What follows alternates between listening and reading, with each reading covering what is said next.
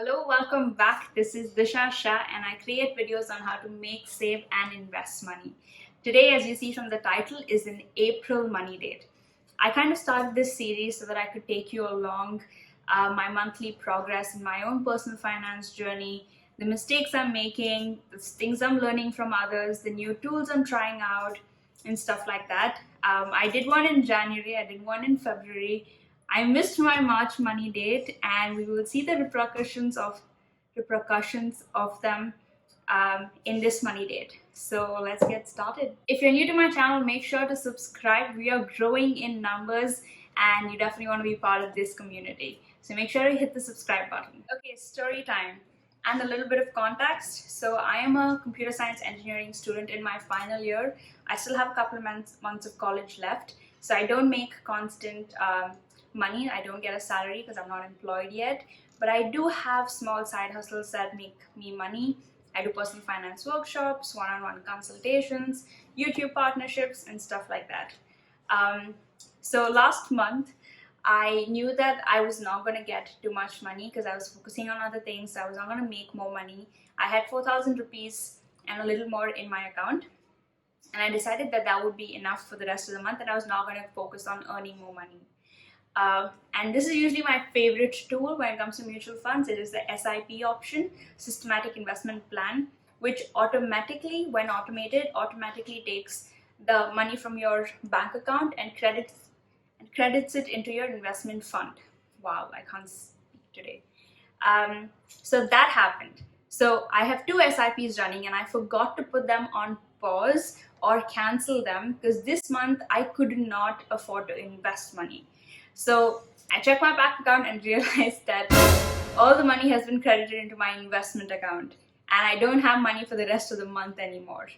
And this is when I realized the importance of sitting down for a money date, because every time I sit down for a money date, I take the steps necessary for those financial goals that I've decided for that month.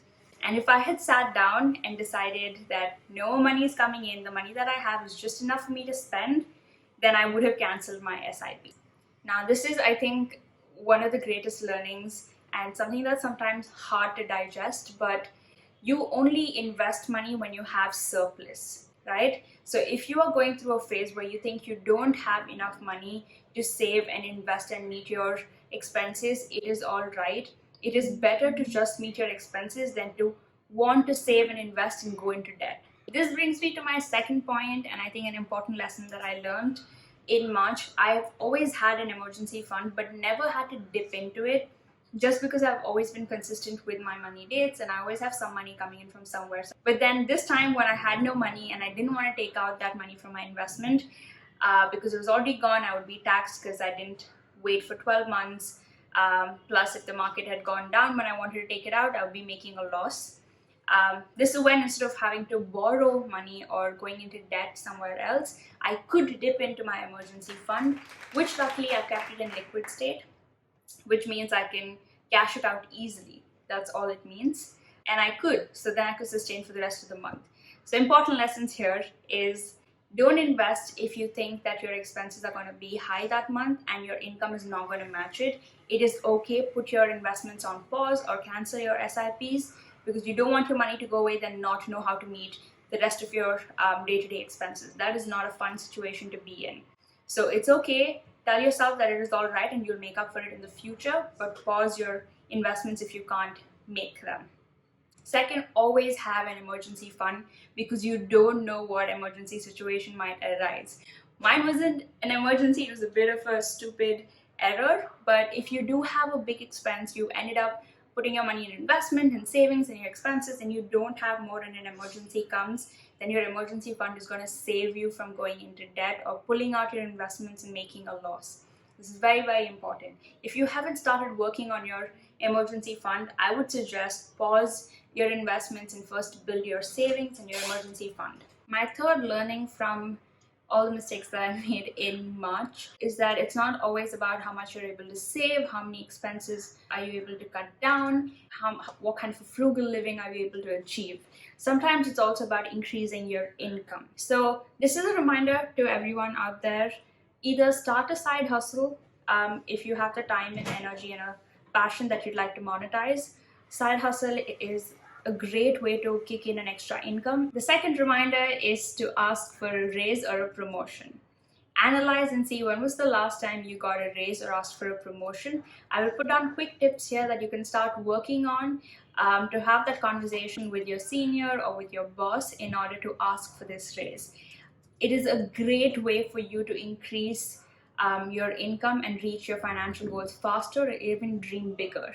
It can also be a great way to support your side hustle if you started or any other side passions that you have. So work on increasing your income. If you don't want to get into side hustles, nor do you have the capacity or the option to ask for a raise or promotion, a fun thing that I would suggest is doing a savings month, which is you decide 1 month that you're going to cut down your expenses a little more than usual and have an extra surplus of money that you can either add to any of your goals to hit them faster, or you can experiment with a new kind of investments. Like if you haven't tried out digital gold, if you haven't experimented with mutual funds or the stock market or bitcoins, anything, make sure to use that money to learn a new financial tool or instrument. Now coming to the April money date, finally. This month I've just decided to list down things that will be a priority for me for this month and the coming months.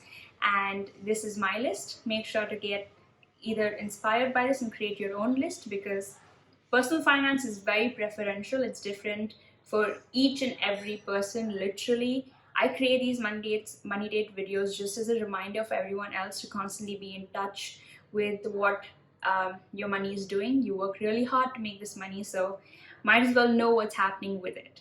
So this is my list. The first thing on my list is to work on different ways that I can increase my income and also find a full-time job now that I'm getting done with college.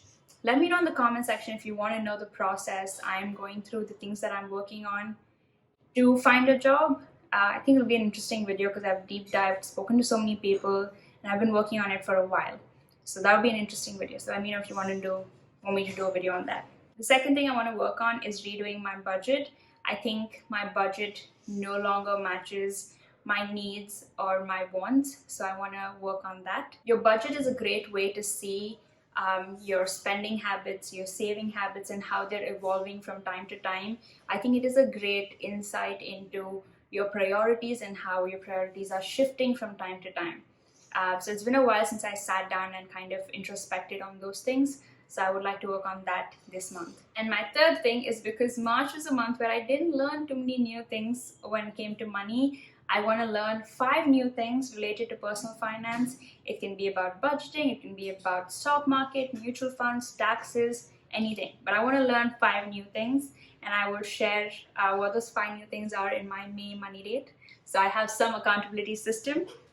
If you want to take up this challenge, then you can too, and we will discuss this in our May money date. But that's my list. It is small and simple. Every time there's a kind of setback in your personal finance journey, you don't want to overwhelm yourself or guilt yourself into doing a lot more. You want to start by taking a very small step.